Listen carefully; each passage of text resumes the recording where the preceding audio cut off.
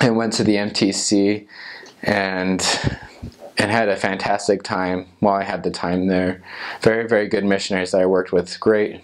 The district president, basically, it's kind of like the bishop of the district of missionaries, if you want to call it that. Just an incredible guy.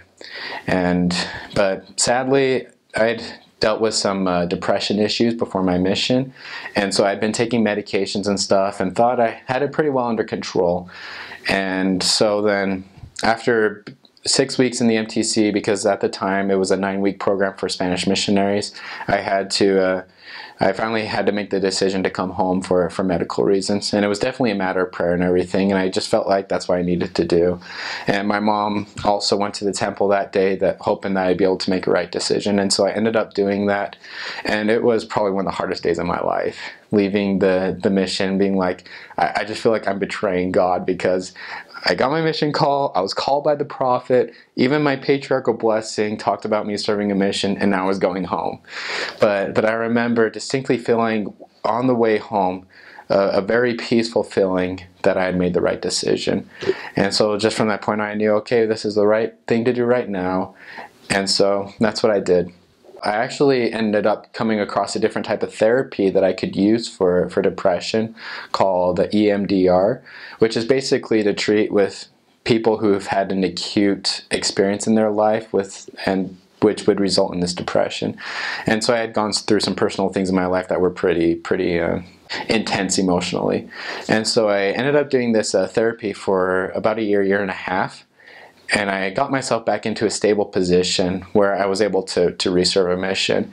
And I am so glad that I did, because my mission was so much more meaningful because I was able to resolve that before I went out. And so then this was basically gave my call the second time back into the mission.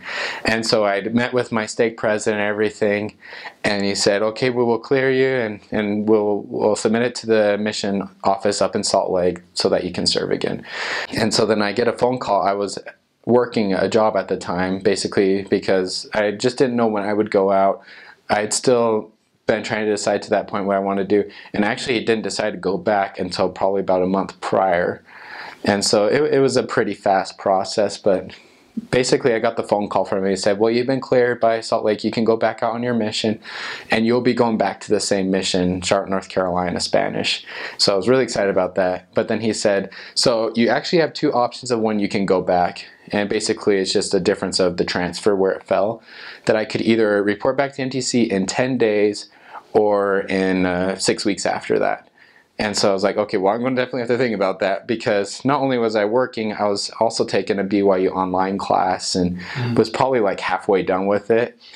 And so then I talked with my parents, and my mom was like, you should go out in 10 days because you really don't have anything else to do for 6 weeks and all of this. And I was thinking, but that's just so fast.